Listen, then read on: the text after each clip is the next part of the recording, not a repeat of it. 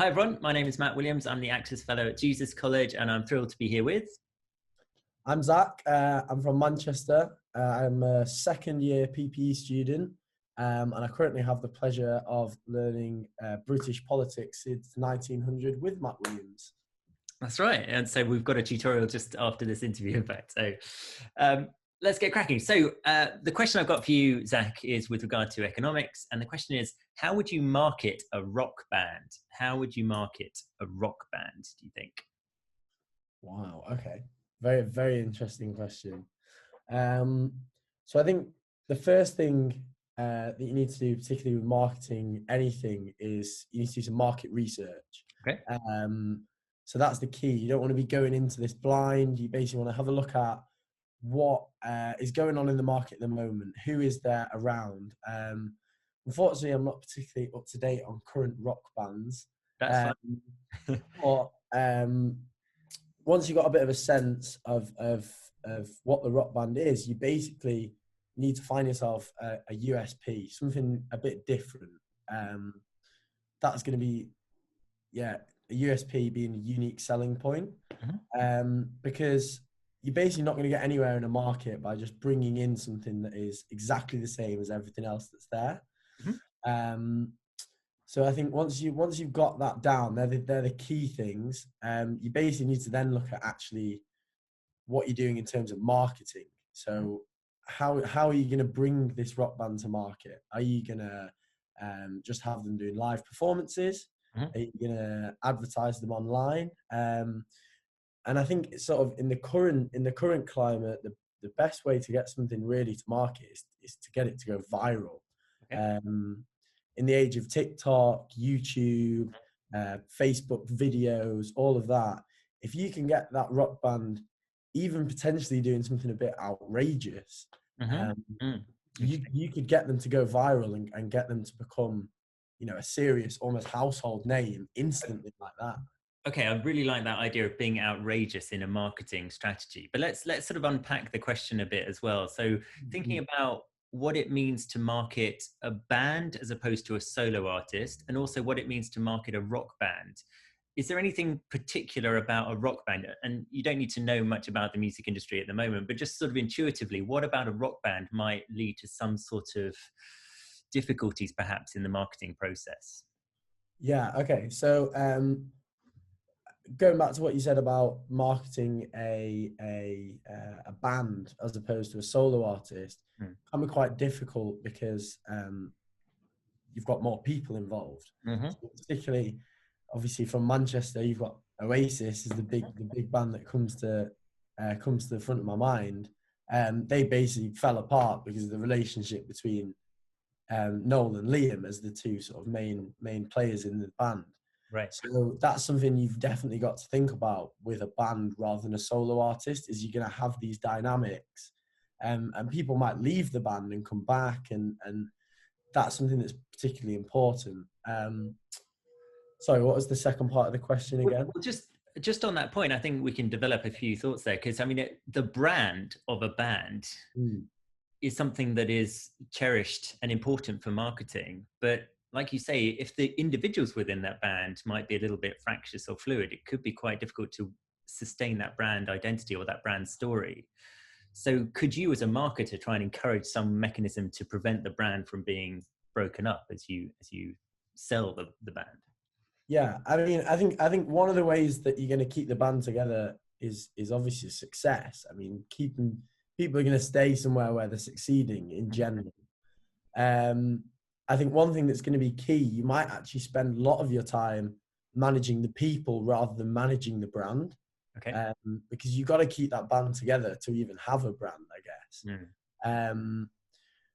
But then again, you could almost build the brand based on the relationships within the band. Again, I don't want to go on and on about Oasis, but one of the biggest things about them, one of the things that you're sort of known for, is this sort of fractious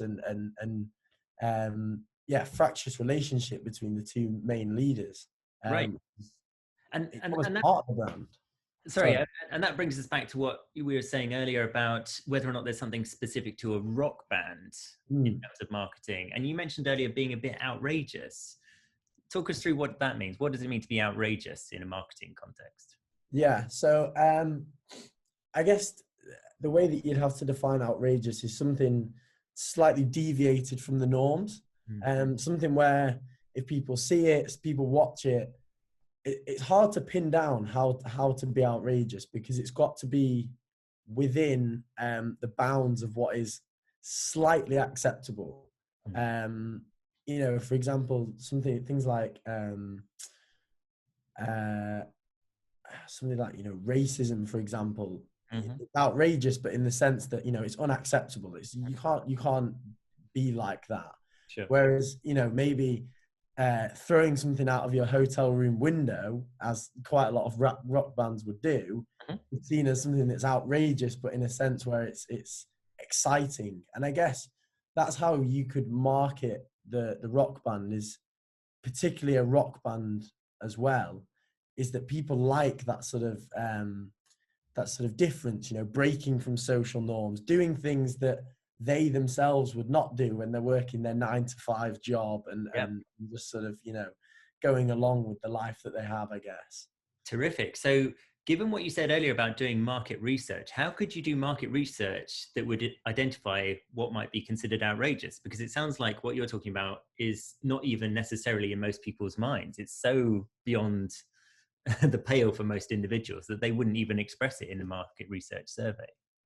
Yeah, I think the market research, as you've picked up there, it would be very difficult to do it in terms of asking people, because people definitely don't actually know, you know, what they want from a rock band. I think when it comes along and it's amazing. But if people knew what they wanted from a rock band, you could write a formula for it. And I don't think that's actually possible. Right.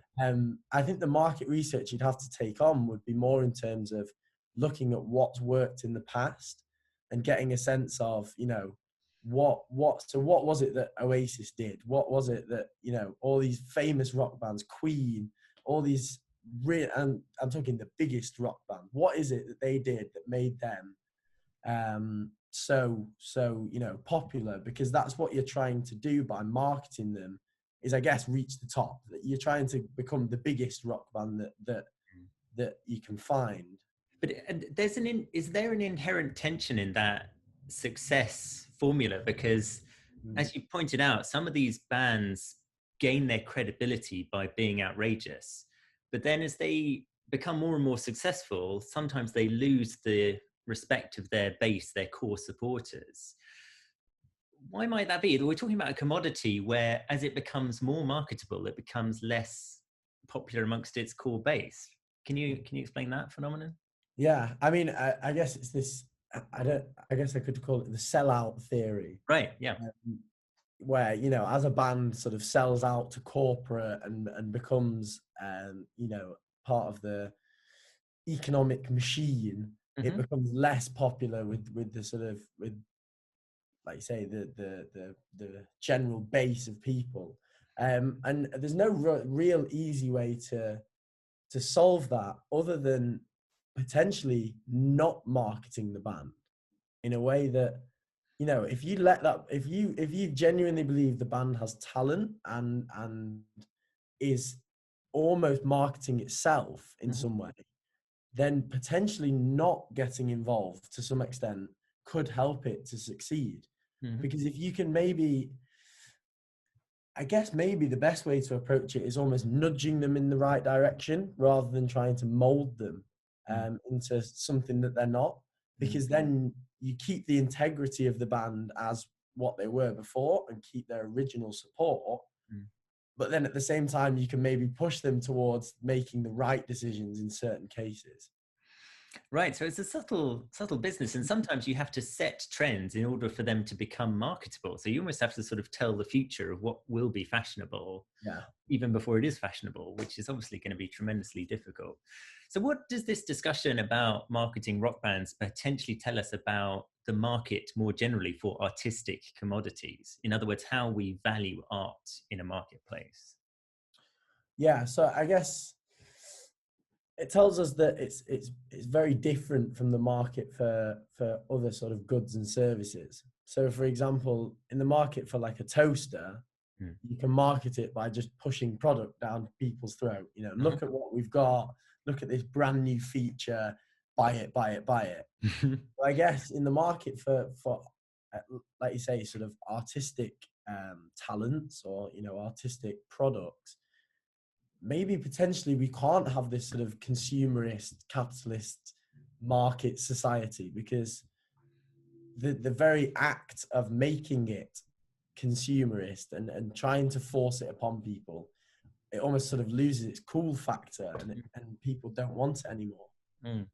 Good. And therefore, what does that even more broadly tell us about the role of psychology, individual and group psychology in economics, do you think?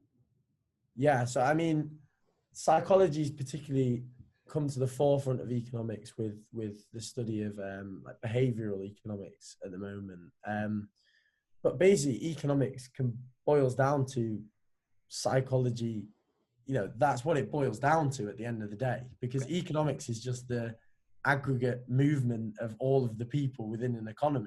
And all of those people basically work on the basis of their psychology and how they think. So if you can work out how people think, you can work out how the sort of aggregate of people will think, and you can understand a lot about the economy, really.